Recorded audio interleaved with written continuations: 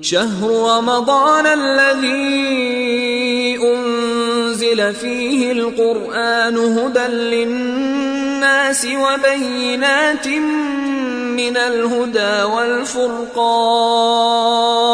اعوذ باللہ من الشیطان اللعین الرجیم بسم اللہ الرحمن الرحیم الحمد للہ وکفا وسلام علی عبادہ الذین اصطفیٰ محمد وعطرتہ الطاہرہ واللعنۃ الدائمۃ الی اہلہا اما بعد مسلسل سلسلہ گفتگو ہمارا ماہ رمضان المبارک کی روزانہ کی دعاؤں کے اعتبار سے جاری و ساری ہے۔ ماہ مبارک کے 16ویں دن کی دعا جیسا کہ امام معصوم علیہ السلام کی جانب سے تعلیم فرمائی گئی یوں ملتی ہے، بسم اللہ الرحمن الرحیم، اللہم وفقنی فیہ لموافقۃ الابرار وجنبنی فیہ مرافقۃ الاشرار وآونی فیہ برحمتک الی دار القرار بإلہیتک یا الہ العالمین۔ اے پروردگار، مجھے توفیق دے اس دن کہ میں تیرے ابرار بندوں یعنی کہ نیک لوگوں کے ساتھ دوستی کر سکوں، ان کی صحبت کو اختیار کر سکوں اس دن میں۔ وجنبنی فیہ، اور پروردگار اس دن مجھے بچا لے مرافقۃ الاشرار، کہ میں اشرار لوگ، جو برے لوگ ہیں، جو اچھے لوگ نہیں ہیں، جو تیری نگاہ میں اشرار ہیں، جو شر ہیں، جنہیں تو پسند نہیں کرتا، پروردگار آج کے دن میں مجھے ایسے لوگوں سے بچا لے، دور رکھ، اجتناب کروا ان سے۔ وآونی فیہ برحمتک الی دار القرار، اور اے پروردگار مجھے اپنی رحمت سے قریب کر دے، بِإِلَٰهِيَتِكَ یا الہ العالمین، تجھے اپنی الوہیت کا واسطہ اے عالمین کے پالنے والے۔ اس دن کی دعا کی تلاوت کے ثواب کے بارے میں جو روایت ملتی ہے وہ یوں ملتی ہے کہ من دعا بھی، جو کوئی اس دعا کی تلاوت کرتا ہے ماہ رمضان المبارک کے 16ویں دن،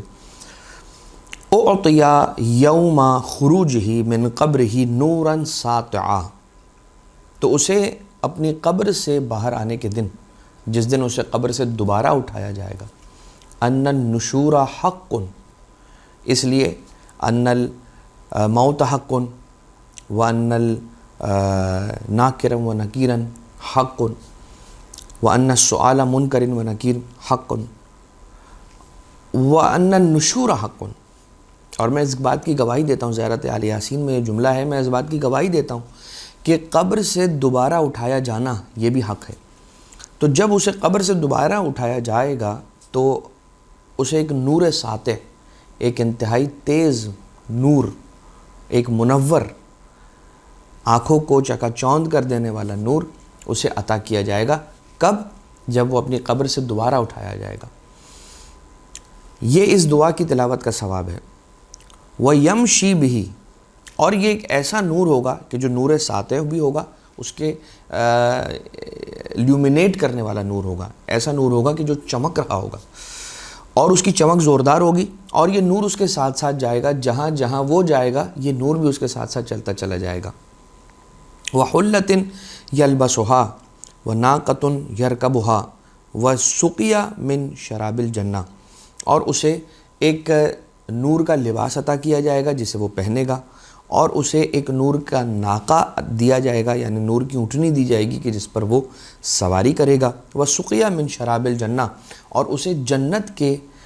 پانی سے اور جنت کی مشروبات سے اسے سیراب کیا جائے گا۔ یہ اس دن کی دعا کی تلاوت کا ثواب ہے۔ اب یقیناً آپ کی خدمت میں ہم نے پہلے بھی عرض کیا تھا کہ ہر دن کی دعا کا ثواب اگر آپ پڑھتے ہیں، سنتے ہیں، تو ایسا لگتا ہے کہ اس جیسی دعا تو کوئی نہیں ہے۔ ماہ رمضان المبارک کے 30 دن کی دعا، وَإِلَّا ان 30 دعاؤں کے علاوہ بھی دعائیں ہیں، جیسے دعائے ابو حمزہ شمالی ہے، دعائے افتتاح ہے، لیکن یہ جو چھوٹی چھوٹی دعائیں ہیں ماہ رمضان کی 30 دن کی، ان میں کی جو ہر دن کی دعا کا ثواب ہے وہ اتنا یونیک ہے اور ایسا ثواب ہے کہ انسان کا گمان ہوتا ہے کہ شاید یہ سب سے افضل دعا ہے۔ اب آ جائیے جو لفظ استعمال کیا گیا اس دعا کے اندر، اس دعا کے پہلے فقرے کے اندر، وہ لفظ ہے ابرار کا، اور اللہم وفقنی فیہ، پروردگار مجھے اس دن میں توفیق عطا فرما کہ تیرے ابرار بندوں، تیرے نیک بندوں کے ساتھ میں اپنی دوستی بناؤں، ان کے قریب رہوں، ان کی صحبت کو اختیار کروں۔ پیغمبر اکرم صلی اللہ علیہ وآلہ وسلم ارشاد فرماتے ہیں کہ اما علامت الابرار یا اما علامت البار، کہ جو بار لوگ ہیں، بررہ کہا جاتا ہے حق پہ چلنے والے لوگوں کو، اور حق کو بر کہا جاتا ہے، نیکی کہا جاتا ہے بر،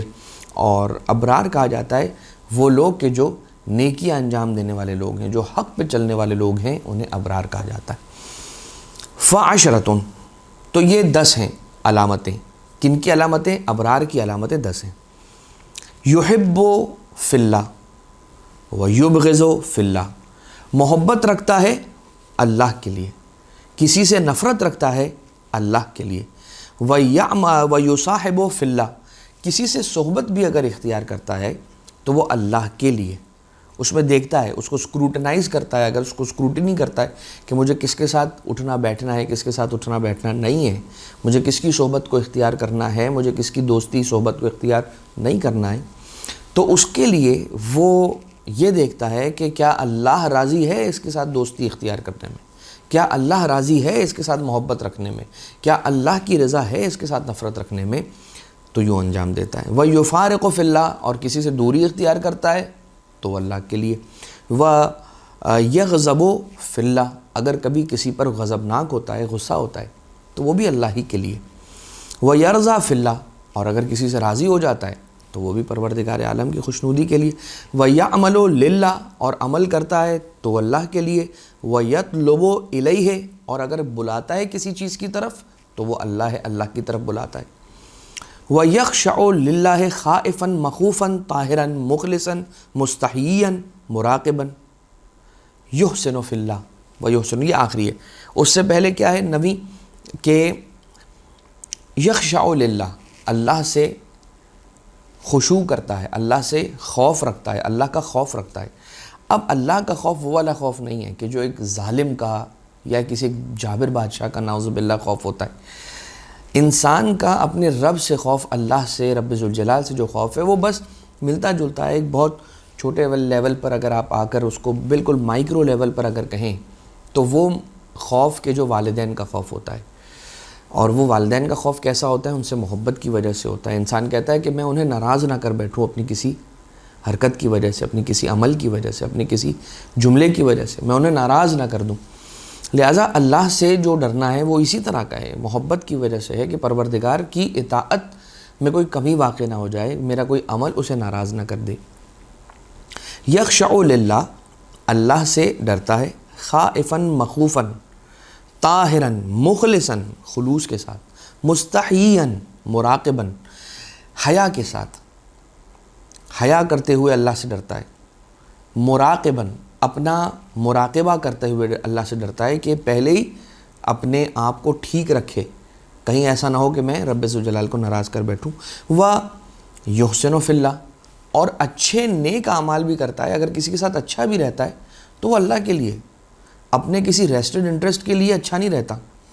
ابرار کی 10 خصوصیات بیان کی گئیں، اور یہ ایسی خصوصیات ہیں کہ جنہیں آج کے زمانے میں ہم دیکھیں اگر تو ہمیں ایسے افراد مل جاتے ہیں کہ جن میں یہ ساری کی ساری 10 خصوصیات ہوتی ہیں، لیکن جو آخری خصوصیت بیان کی گئی وہ یحسن فی اللہ۔ آج کل ایسے اس معاشرے کے اندر ہم دیکھتے ہیں کہ کوئی نیکی بھی بغیر مقصد اور بغیر اپنے انٹرسٹ کے نہیں کرتا ہے، حالانکہ ایسا نہیں ہونا چاہیے۔ بس انسان کو یہ دیکھنا چاہیے کہ کیا اللہ کی رضا یہ نیک کام کرنے میں ہے یا نہیں، اس کے بعد میرا نیم پلیٹ لگے نہ لگے، کہیں فاؤنڈیشن سٹون میرے نام کا لگے نہ لگے، اس سے فرق نہیں ہونا چاہیے، فرق نہیں پڑنا چاہیے انسان کی ذات پر۔ مجھے کوئی بلائے نہ بلائے، قوم کا بڑا سمجھے نہ سمجھے، قومیات کا بزرگ سمجھے نہ سمجھے، یہ ساری چیزیں انسان کو خاطر میں نہیں لانی چاہیے۔ آج کل انسان یہ دیکھتا ہے، بہت ساری جگہوں پر یہ دیکھنے میں کو ملتا ہے کہ کوئی نیک کام کرتے ہوئے ایک شخص ساتھ ساتھ چل رہا ہوتا ہے جو آپ کی تصویریں کھینچتا ہے اور اس کے بعد سوشل میڈیا پر ڈالی جاتی ہیں۔ ٹھیک ہے، انسان کو کچھ نیک کام ایسے ہیں کہ جو علل اعلان کرنے چاہیے تاکہ دوسروں کو ترغیب ہو، لیکن زیادہ تر انسان کو نیک کام چھپا کے پروردگار عالم کی خوشنودی کے لیے، خلوص کو برقرار رکھنے کے لیے چھپا کے کرنے چاہیے۔ اب ابرار کے 10 خصوصیتیں ہو گئیں، اللہ کے لیے محبت رکھتا ہے، اللہ کے لیے کسی سے نفرت رکھتا ہے، اللہ کے لیے کسی کی دوستی کو اختیار کرتا ہے، اللہ کے لیے کسی سے دور ہو جاتا ہے، اللہ کے لیے کسی پر غضبناک ہوتا ہے، اللہ کے لیے کسی سے راضی ہوتا ہے، اللہ کے لیے عمل کرتا ہے، اللہ کی طرف بلاتا ہے، اللہ سے ڈرتا ہے اور اللہ کے لیے اچھا کام کرتا ہے۔ اب آ جائیے سرکار امام حسن مجتبیٰ علیہ آلاف التحیت و ثنا مولا ارشاد فرماتے ہیں کہ ابرار کے حقیقی مصداق ہم محمد و آل محمد علیہ السلام ہیں۔ جہاں جہاں بھی قرآن کریم میں لفظ کلمہ ابرار یوز ہوا ہے، جہاں جہاں جس آیت کے اندر بھی آپ دیکھیں ان الابرار لفی نعیم، تو ان الابرار یشربونہا من کاسن مزاجہا کافورا، یہ جو ابرار قرآن کریم کی آیتوں کے اندر جہاں کہیں پر بھی یوز ہوا ہے، اس لفظ ابرار سے مراد سرکار امیر المومنین حضرت علی ابن ابی طالب علیہ السلام اور جناب فاطمہ زہرا سلام اللہ علیہا اور میں اور حسین علیہ السلام مراد ہیں۔ جہاں پر بھی ابرار کا لفظ استعمال ہوا ہے وہاں پر سرکار امام حسن مجتبیٰ علیہ السلام ارشاد فرماتے ہیں کہ ان سے مراد ہم پنجے تن پاک ہیں، اور یہ روایت تفسیر نور الثقلین کے اندر موجود ہے۔ اب آ جائیے سرکار دو عالم نے ایک ایسی حدیث ارشاد فرمائی کہ ہم جب دیکھتے ہیں کہ یہ جو کہا گیا اس دعا کے اندر، یہ دعا طلب کی گئی آج کے دن کی جو دعا ہے، اس کے اندر یہ مانگا گیا کہ پروردگار مجھے اچھے لوگوں کے ساتھ رکھ، برے لوگوں سے دور رکھ، توفیق دے مجھے اس بات کی کہ میں اچھے لوگوں کے ساتھ رہوں، برے لوگوں سے دور رہوں۔ کیوں؟ تو رسول ارشاد فرماتے المرء علی دین خلیلہ و قرینے، کوئی بھی شخص اپنے خلیل یعنی کہ دوست اور اپنے قرین یعنی کہ جو قریبی صحبت میں یا گیدرنگ یا سرکل کے جو لوگ ہوتے ہیں ان کے دین پر ہوتا ہے انسان دین پر کن کے دین پر ہوتا ہے؟ اپنے دوست کے دین پر ہوتا ہے، انسان اپنے گیدرنگ کے لوگوں کے دین پر ہوتا ہے، یعنی کہ اس کا عقیدہ اور اس کا دین اور اس کا انداز اور اس کا طریقہ کار زندگی گزارنے کا ویسا بن جاتا ہے جیسے اس کے دوست ہوتے ہیں، جیسے اس کی صحبت کے لوگ ہوتے ہیں۔ مولا امیر المومنین علیہ السلام ارشاد فرماتے ہیں رفیق یعنی مرافقت کا لفظ استعمال کیا گیا کہ پروردگار مجھے ابرار کی مرافقت عطا فرما اور اشرار کی مرافقت سے اجتناب فرما۔ تو مولا امیر المومنین علیہ السلام ارشاد فرماتے ہیں کہ انما سمی الرفیق رفیقاً، رفیق کو رفیق کیوں کہا جاتا ہے؟ اس لیے لأنہ یرفق علی صلاح دینک، اس لیے کہ وہ تمہاری مرافقت کرتا ہے، وہ تمہاری مدد کرتا ہے اپنے دین کو، صحیح دین کو اپنانے میں، وہ تمہاری مرافقت کرتا ہے کہ تم صحیح دین کو اختیار کرو، صحیح عقیدے کو اختیار کرو اور اپناؤ۔ فمن اعانک علی صلاح دینک، تو پس اگر کوئی شخص تمہاری مدد کرتا ہے تاکہ تم دین کی صلاح یعنی کہ صحیح دین پر گامزن رہو، فہو الرفیق الشفیق، تو پھر یہ سمجھنا کہ وہ تمہارا دوست،